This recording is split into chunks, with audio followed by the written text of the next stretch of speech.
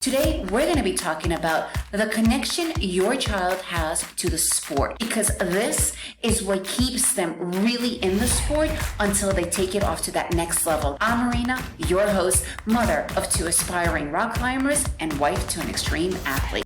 Okay, so it's really important to understand how and why did your kid get into the sport in the first place, right? What was that initial contact? What was that spark, right? First of all, extreme sports, they are not like your typical thing that the kids see in school. On the contrary, they're actually, yes, they are much more mainstream today and they're much more fun. But the reality is there's still, those outliers, right? Like, on the fringe type of a thing, of sports, right? They're lifestyle sports. They're not like, you go to school, everybody wants to be a football player. In the US, everybody wants to be an American football player or lacrosse, but it's not like that with extreme sports. So what is that connection? For instance, yes, okay, it could also, we could break it down to quite simplistic terms. Your kid went to a really cool themed birthday party, and it was a rock climbing birthday party or a surfing birthday party or a skating party, and they never had the contact before, and all of a sudden they're like, oh, I really like this. I want to give it a shot, right? Or it could be your neighbor, who's been working on his motocross bike this whole time, and your kid just kind of like gravitated towards it.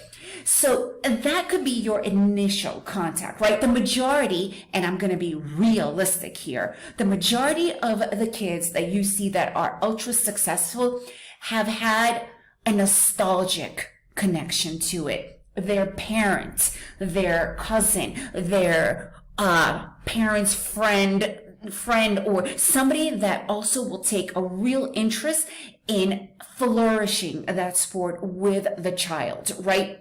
It's got to be a deeper connection, because at the end of the day, if your kid is into rock climbing and you're not really into it, you will eventually stop taking them if they don't have like that deep, like building those roots down to the ground reason for staying part of that sport.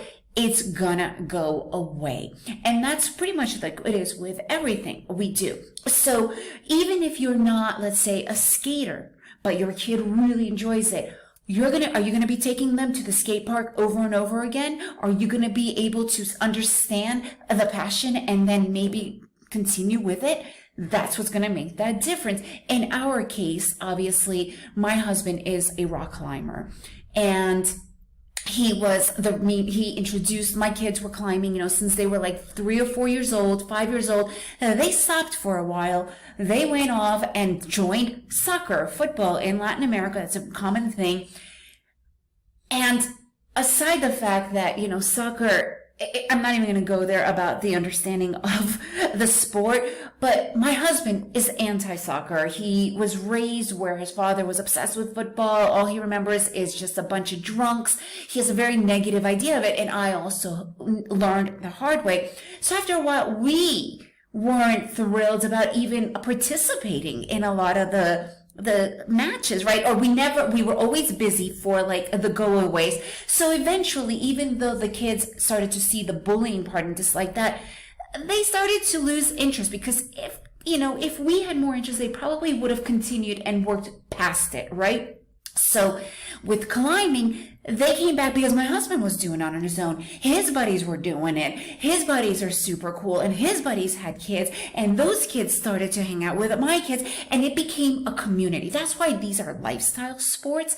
Now, will a lot of these rock climbers that, climb for fun take the kids to that next level? That's a whole other thing. Are you like ready, if you're skating once in a while with your kid or surfing once in a while, are you ready to take them to that next level? This is where that connection could also see. If not, are their roots strong enough for them to already have it tight enough for you now to kind of hand over the reins to a good coach, a good team?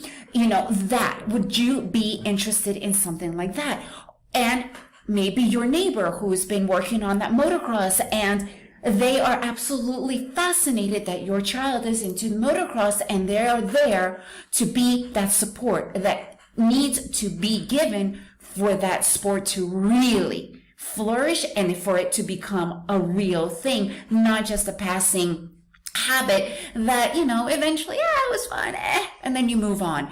So there's a lot more to it than, oh yeah, my kid likes to surf. Well, are you taking them to the beach?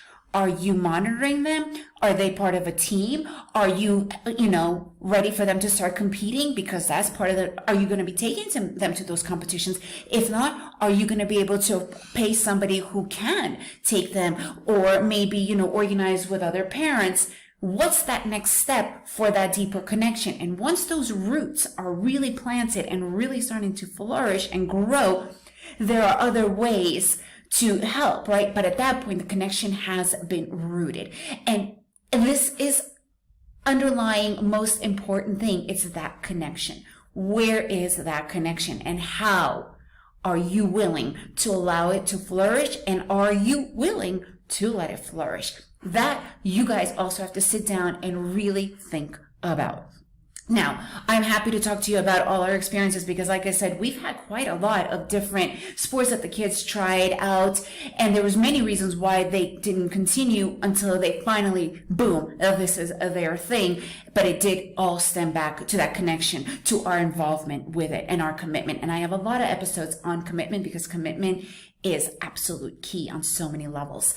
So I would love to hear your own experiences as well, because that's what it's about. It's about building that strategic village, and I'm here to help you build that village, okay?